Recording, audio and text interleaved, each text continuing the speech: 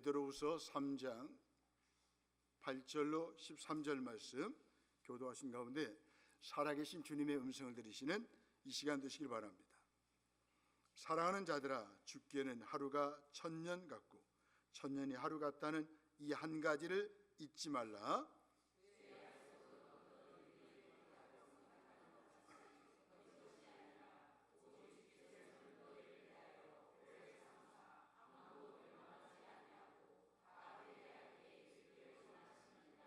그러나 주의 날이 도적같이 오리니 그날에는 하늘이 큰 소리로 떠나가고 물질이 뜨거운 불에 풀어지고 땅과 그 중에 있는 모든 일이 드러나리로다.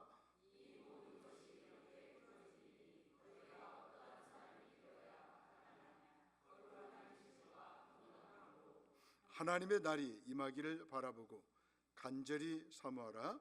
그날이 하늘이 불에 타서 풀어지고 물질이 뜨거운 불에 녹아지려니와 오신 새하늘과 새 땅을 바라보도다. 아멘. 새하늘과 새 땅을 바라보도다. 이런 제목을 가지고 함께 은혜를 나누면서 기도 제목을 삼기로 합니다. 올해를 시작할 때 올해의 마지막을 모르진 않았을 것입니다. 그러나 사람들은 몰랐던 것처럼 놀라며 수선거리죠. 분명 2개월이라는 시간이었음에도 눈 깜짝할 시간이었다라고 말하죠. 그러면서도 1000년이 하루 같은 하나님의 시간을 이해하지 못합니다. 예수님의 재림은 종말은 더디다 내세는 없다라고 조롱합니다. 현대인들은 어느 때보다도 세상이 영원할 것처럼 여기죠. 그 안에서 자기 욕망을 채우기 위해서 바삐 움직입니다. 인류의 그칠 줄을 모르는 욕망 때문에 만물이 고통당하고 자기 욕망 때문에 사람들이 고통스러워하는 것입니다. 이 땅의 모든 문제들은요, 우리 사람들이 가지고 있는 욕망 때문에, 욕구 때문에 발생하는 거예요. 예수 믿는 저와 여러분들만 이 세상에서 예수님처럼 살아간다면 세상은 더 건강하고 아름다워질 거예요. 프랑스의 무신론자인 볼테르의 생애와 죽음은 하나님의 실존을 말하고 있습니다.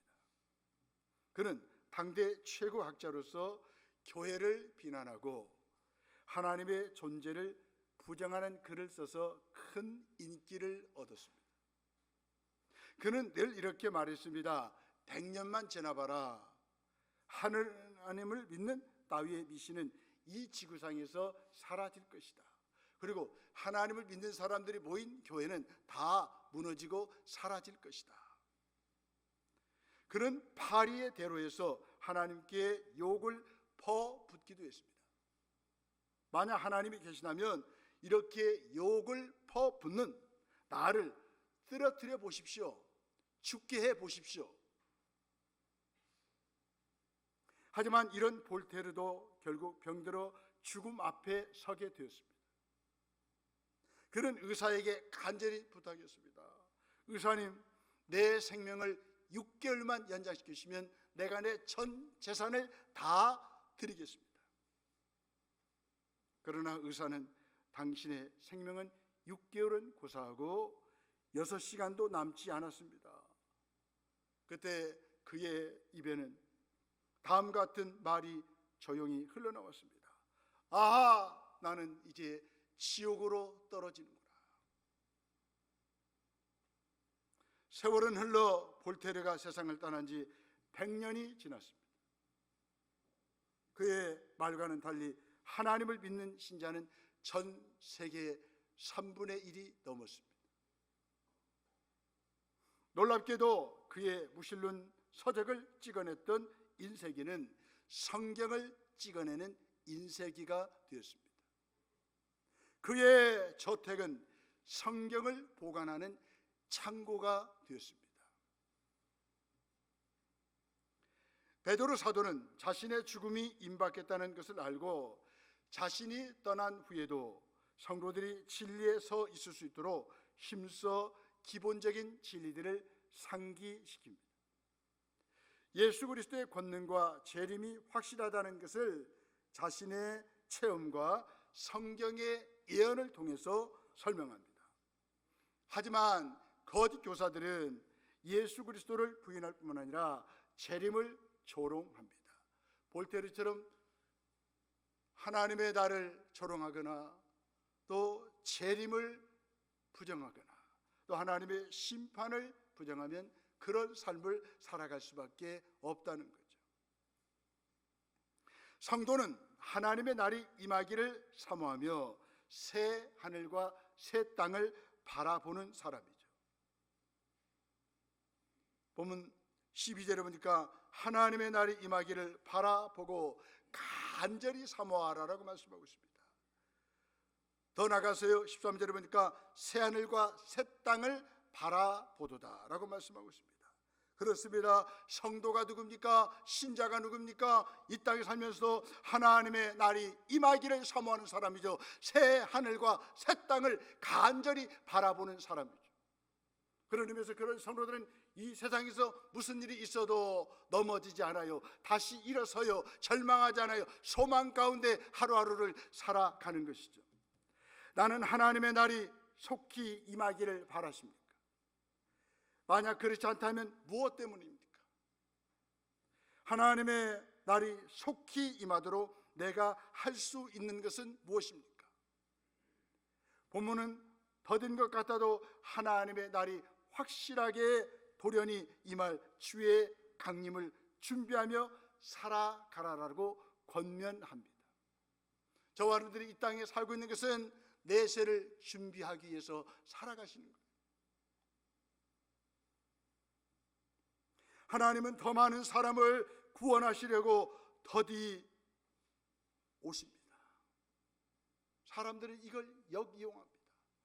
야, 무슨 종말이냐, 무슨 심판이냐, 먹고 즐기자.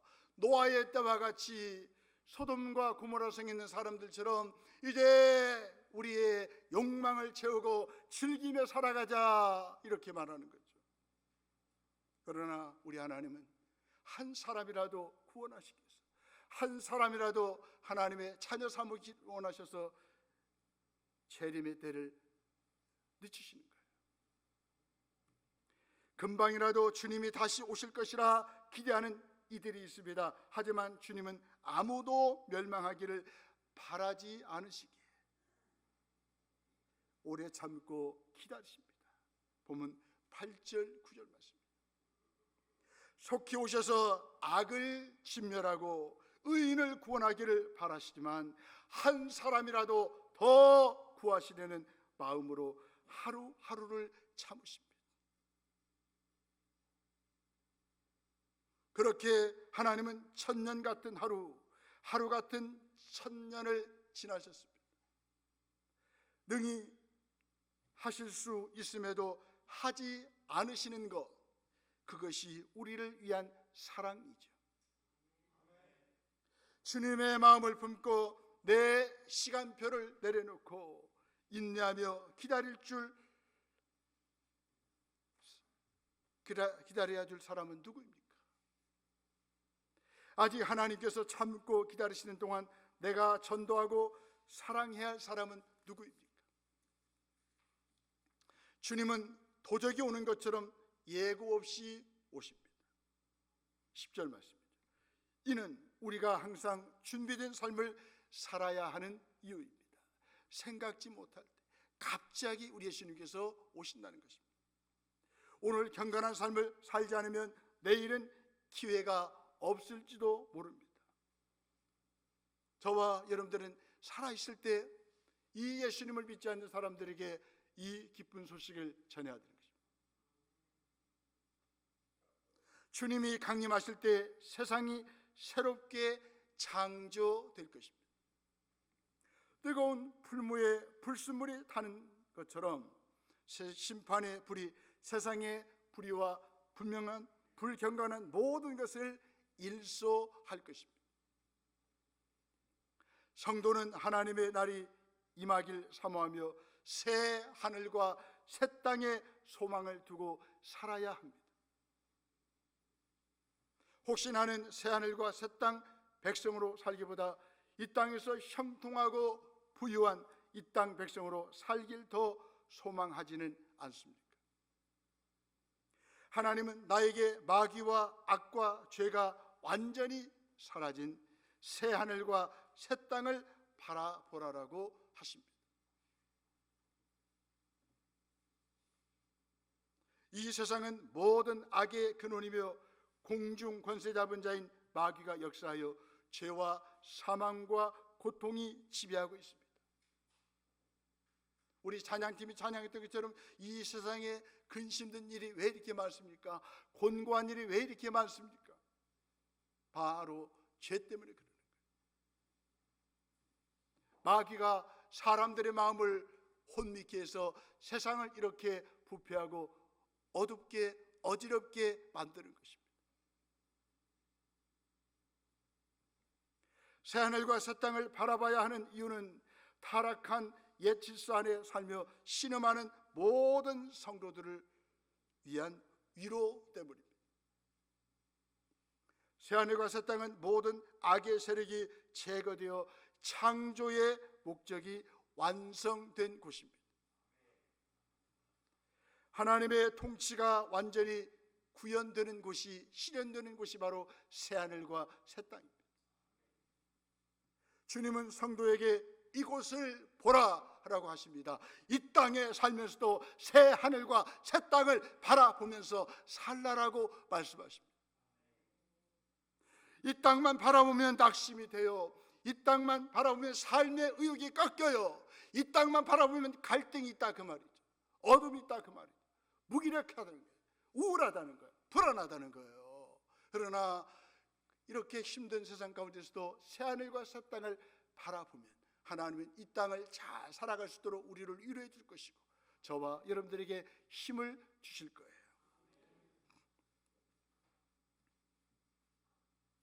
주님은 주님 뜻대로 살아가는 우리에게 이 세상은 결코 녹록하지 않다라고 말씀하고 있습니다. 여전히 공중 권세 잡은 자가 악한 영들과 세상과 죄성을 이용해서 성도들을, 저와 여러분들을 대적하기 때문입니다. 죄가 들어온 이후 이 세상에는 죽음과 질병과 슬픔과 다툼과 갈등과 전쟁의 소문이 끊이지 않습니다. 여러분, 이 땅만 바라보니까 이 땅이 전부인 줄 알고 살아가니까 세상 사람들이 갈등하는 거예요. 나밖에 모르는 거예요. 그러나 새하늘과 새 땅을 바라보며 살아가는 우리 성도들이 있는 세상은 아름다워질 거예요. 갈라치게 하지 않아요. 하나가 됩니다.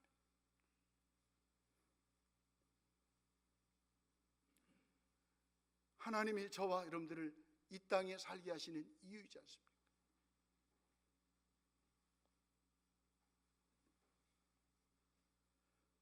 주님의 말씀대로 살아가는 것은 끊임없이 자기를 부인해야만 가능한 일입니다. 우리는 우리 안에 죄성과 계속해서 싸워야 합니다. 때로는 죄를 짓기도 합니다. 이런 가운데 우리의 소망은 무엇입니까? 하나님이 완성하실 새하늘과 새 땅에 들어갈 날이 온다는 것입니다. 새하늘과 새 땅을 바라본다면 저와 여러분들은 거룩하고 경건하게 살아야 합니다. 재림의 지연이 하나님께서 주신 기회라면 우리의 삶의 태도는 어떻게 변화되어야 할까요? 거룩하고 경건하게 살아야 됩니다. 우리 성도의 정체성은 거룩이고 경건입니다. 거룩은 구별됐다는 뜻이죠. 경건은 하나님을 알고 하나님이 기뻐하는 것을 따르고 기뻐하지 않는 것을 거부하는 것을 말합니다. 이 시대에 많은 사람들은 경건의 모양은 있는데 경건의 능력을 부인하고 있습니다. 그러면서 저와 여러분들이 경건의 능력을 회복한다면 세상은 더 건강하고 아름다워질 거예요. 요새 정치판을 보니까 적장을 품는 정당은 지지율이 올라가더라고요. 그러나 가장 가까이서 그렇게 당을 위해서 헌신한 사람은 다 공천을 배제하니까 당의 지지율이 떨어지는 거예요. 여러분, 예수님의 마음은 어떻습니까? 적장까지도 품는 마음이 아니겠습니까? 야, 까다로운 사람, 원수 같은 사람, 보기 싫은 사람까지 품어야 내 인생의 가치가 높아지지 않겠습니까? 플러스 인생을 살아가지 않겠습니까? 싫은 사람 다 대쳐버리면 누가 있겠습니까? 우리 성도들은 새하늘과 새 땅을 바라보기 때문에 하나님 모르는 사람과 삶의 내용이 달라요. 수준이 달라요. 우리 예수님 말씀하십니다. 사랑하고 싶은 사람만 사랑하면 누가 못하냐. 이방인들도 다 그렇게 한다는 거예요. 그러나 우리 예수 믿는 사람들은 사랑할 수 없는 사람까지도 사랑하는 거예요. 품는 거예요. 품어요. 새하늘과 새 땅을 바라보는 성도의 모습이 그렇다는 거예요. 새하늘과 새 땅을 바라보지 못하면 날마다 갈등합니다. 날마다 지옥 같은 삶을 살아가는 거예요. 그러나 새하늘과 새 땅을 바라보면 오늘이 더 아름답고 내일은 더 새롭고 날마다 은혜가 충만한 삶을 살아가는 거예요. 살고 싶은 그런 마음이 생기는 거예요.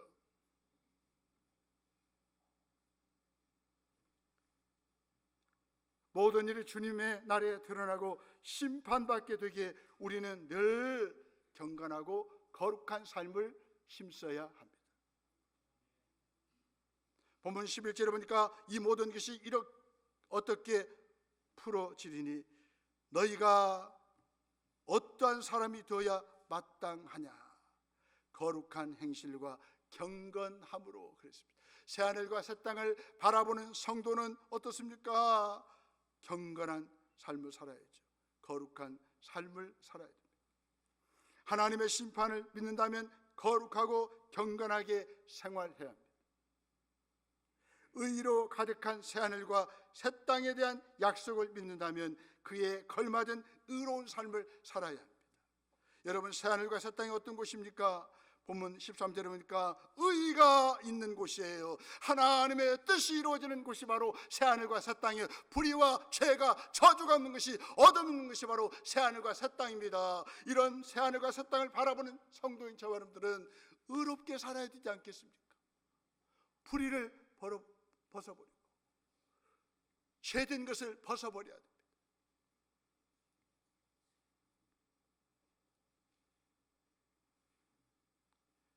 혹시 하나님의 심판을 믿는 데 삶이 믿지 않는 이들의 삶과 차이가 없다면 문제 아닐까요? 하나님의 심판을 의식하며 내가 절제하고 구별되어야 할 부분은 무엇일까요? 여러분, 우리가 이 세상에서 함께 다 잘 살아야 됩니다. 내가 행복하듯이 다른 사람이 행복해야 됩니다. 그러려면 다른 사람의 행복을 위해서 내가 절제를 할 줄도 알아야 됩니다. 공동체에서 함께 살려면요, 함께 잘 살아가려면 우리가 예수님이 주신 마음, 성령의 열매인 하나의 절제를 잘 하셔야 됩니다. 공동체 유익이 되지 않다면 절제하십시오. 그럴 때 가정은 평안할 것입니다. 여러분들의 직장이 아름다워질 것입니다.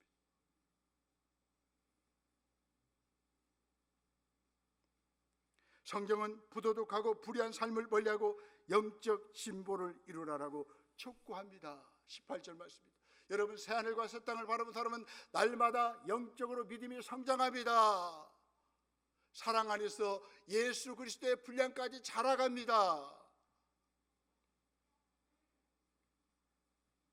교회를 위태롭게 하고 성도를 넘어뜨리는 거짓 선생들의 정체를 알았다면 더 이상 그들에게 매여 있지 맙시다.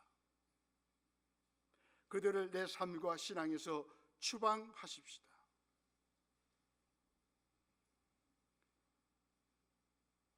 예수 그리스도의 은혜와 지식에서 자라가며 그의 영광에 이르는 길로 주저 말고 나아가십시다. 굳세지 못하면 16절 17절에 보니까 미혹됩니다. 넘어집니다. 이단들은 탐욕과 거짓에 연단된 자들로서 굳세지 못한 영혼들을 미혹합니다. 거짓 가르침에 미혹되지 않으려면 우리의 마음을 진리의 말씀으로 연단되도록 해야 합니다. 거룩하고 경건하게 살려면 성령으로 충만해야 합니다. 새하늘과 새 땅을 부정한다면 육체를 따라 정욕 가운데 살 것입니다. 정욕 가운데 행하는 자들은 하나님 무서운 줄도 죄가 부끄러운 줄도 모르고 짐승처럼 살아갑니다. 이 아침 오신 저와 여러분들 안에는 예수의 생명이 있잖아요. 우리는 하나님의 자녀답게 멋있게 살아가는 것이죠. 베드로후서 2장 12절 우리 성가대가 한번 읽어보실래요? 시작. 바로 앞에 있어요. 시작.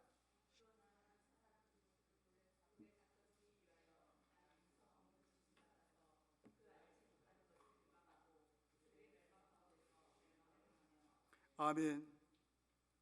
하나님을 무서워하지 못하고 죄를 부끄러워하지 않는 사람은 짐승이라. 짐승. 이성 없는 짐승과 같다는 거예요.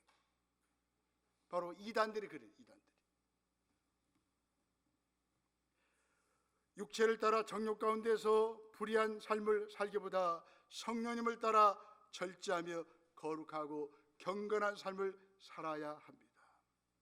이성 없는 짐승처럼 살지 말고 거룩한 하나님의 백성답게 살아야 합니다.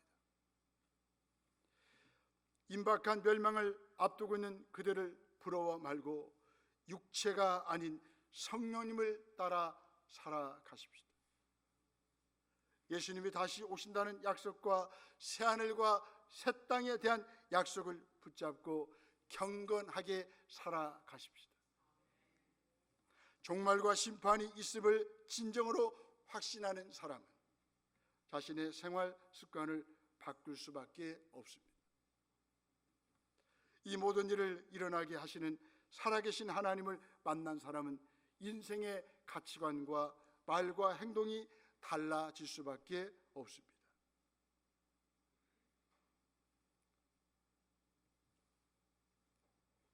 종말과 새하늘과 새 땅이 있음을 아는 사람은 함부로 인생을 살지 않습니다. 내게 주신 선물 인생 아닙니까? 내가 살아있다는 그 자체가 얼마나 감사할 일입니까? 되는 대로 살아가지 마세요. 하나님이 원하시는 삶을 살아가십시오. 하루를 살더라도 하나님 뜻대로 하나님이 기뻐하는 삶을 살아가야 하지 않겠습니까?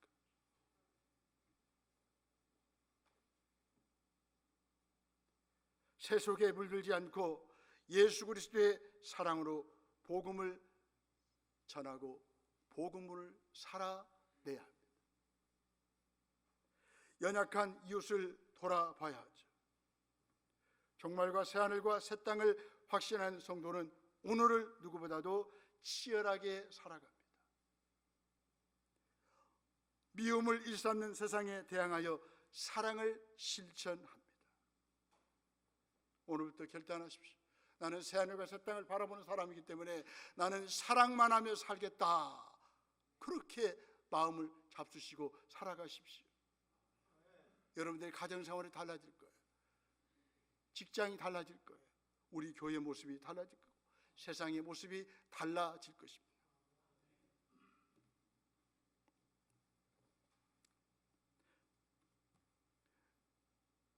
하나님이 하나님의 나를 통해 심판하시는 목적은 세상의 멸절이 아니라 정화와 의인의 구원입니다. 베드로후서 2장 9절 말씀 우리 성가대가 한번 읽어보실래요? 시작.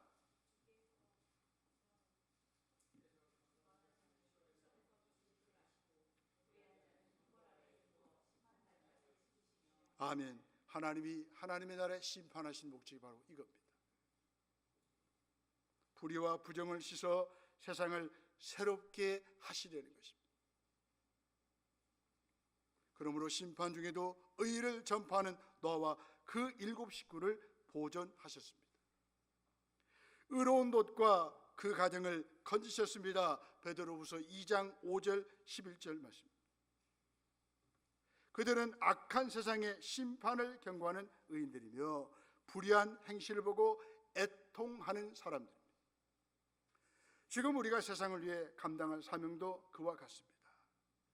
악을 행하지 않는 소극적인 실천을 넘어 애통하는 마음으로 의의를 전하는 적극적인 실천으로 나아가십시다. 거짓 선생들은 마지막 심판이 없고 주께서 다시 오실 일도 없다고 여기면서 오직 자신의 배를 신으로 삼고 살아갑니다. 방탕하게 살아갑니다. 이 방탕이라는 원래의 뜻은 기준이 없다는 뜻이에요. 그러니까요, 새하늘과 새 땅을 바라보지 않는 사람은 기준이 없어요. 이 세상에서 되는 대로 살아가는 거예요. 인생이 늘 부질서하고 혼란스럽습니다. 사는 것이 사는 것 같지가 않아요. 그런데 저와 여러분들은 새하늘과 새 땅을 바라보는 사람이기 때문에 우리에게는 절대 기준이 있지 않습니까? 예수님의 가르침, 성경 말씀을 우리의 기준 아닙니까? 이 말씀을 따라가면 우리에게 자유가 있고 기쁨이 있고 이 땅의 삶이 능력 있는 삶으로 바뀐다는 거예요.